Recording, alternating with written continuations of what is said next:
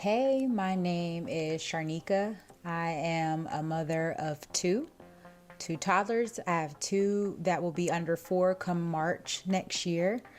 And I enjoy personal growth and self development, but it has been a challenge for me since becoming a mom. It's something that I've always been passionate about, but trying to branch out and rebrand, if you will, you know, or creating a personal brand after becoming a mom is not as easy as you would think that it would be.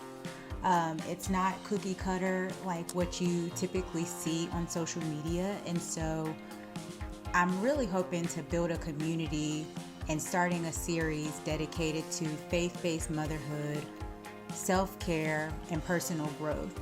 I'm hoping that I'm not the only mom out there that is struggling and has a desire for personal growth, but is struggling with maybe feeling isolated or lack of time, not being able to get out of the house, organizing and things like that, and just even chasing passion projects or whatever your personal dream might be. But I'm hoping to build a community where I can share some of the things that I am implementing, things that work, things that don't work, and really just have a support group. So if that is something that you feel like resonates with you, please keep watching. I encourage you to engage, respond to what's being said, give some feedback, suggestions.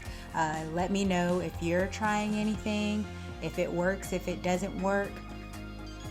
And yeah. So today what we are going to be talking about is how to start your self-improvement journey as a mother. I want to give you 3 things that you can start in the next 7 days here at the beginning of November that you can implement for little to no cost at all to you financially. Okay, so we're going to go ahead and jump right in. The first tip of how to start your self-improvement journey as a busy mom is going to be to start journaling. Okay, beginning a journal can be therapeutic. It allows you to brain dump. You can do your affirmations, write your prayers in there. You can write out your goals. You can do a reflection journaling at the end of the night. You can write down the different struggles that come up throughout the day.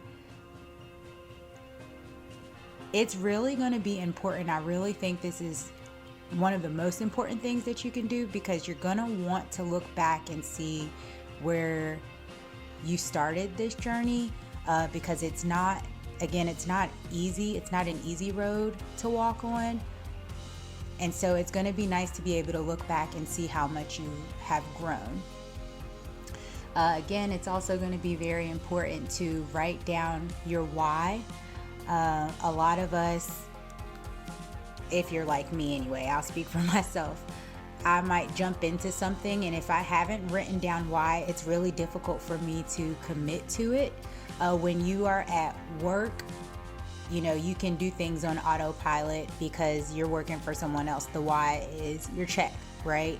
But when you're doing something for yourself, even though we know that it's really important, it's still, when we get home, we kind of have free reign over our time. It doesn't feel like it, but we still do. We are in control of our time at home, and it's just easy to look the other way and let things fall. So being able to write down your why, and even if you don't know the why at the very beginning, just getting the conversation with yourself and, hopefully again with the community, but with yourself started, so that you can start to build on that.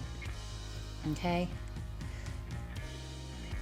The second thing is going to be to take control over your input and output. Now, let me just say that this list, again, these are simple things that you can do, but simple does not necessarily mean easy, okay? So this second thing, it is very, very important. You are shifting your world. You're going to be shifting your children's world. doing that, wanting to start a life that's faith-based, I'm not sure if you're somebody that has to, if it's faith-based, personal growth and self-care, if you're not doing any of that, this is going to be a really big thing. You want to do it in bite sizes, but your mind is going to be where it starts. And so controlling your input and output is going to be really important. Controlling your input, that's going to mean cutting out that junk TV. I know that's going to be hard for some folks. It's not that easy for me. I'm not saying you have to necessarily go cold turkey, but you do have to make the commitment and let it go. Scandal is not going to help you in your faith-based parenting, okay? Grey's Anatomy is not going to help you. Love and Hip Hop, it is not going to help you, okay? And along with that is going to be the music that we're listening to. Okay, I'm not necessarily saying you have to go gospel. Of course, I enjoy listening to gospel music. I'm not saying that you have to do that, but some kind of inspirational music, because you have to be intentional and mindful about what you are putting inside your head and what you're carrying around with you throughout the day. Another thing that you're going to want to cut out is the social media scrolling, or just what you're taking in. I suggest going through and blocking folks that are not actually living these things that, we're coming together on these 3 core values, these core principles. If you're following people that are not living that life, I suggest cutting it out. You can mute them if you don't want to unfollow them, so that you're not seeing so much of it. But it's going to be really important to replace that stuff with positive stuff, positive music. You can, you're watching YouTube right now. There are hundreds of creators on here that will fill your head with inspiration, fill your head with self-improvement. There are TED Talks that you can watch. Excuse me, I got my timer on. There are TED Talks that you can watch. There are panels that you can watch. There are free audiobooks here on YouTube that you can listen to. So, you can, if you're not like a motivational speaking, sitting there to listening to motivational speaking type of person, you can always do, again, the playlist. Motivational music, making the actual playlist. If you have like Apple, I know SoundCloud, Spotify, whatever streaming service you use, they do allow you to make playlists. And so again, it'll be important to try and go on autopilot, creating a playlist, so when you open up your streaming, you can just go straight to that playlist and start putting good stuff into your head. It helps you when you are trying to implement all of these other things, okay? And then the third thing is to start taking steps towards a healthier lifestyle as far as physical. So obviously we will want to end up being somewhere where we're eating healthy and exercising. I have found with some of the ladies that I've worked with in the past that it's easier to start with exercise. And so again, how do you eat an elephant?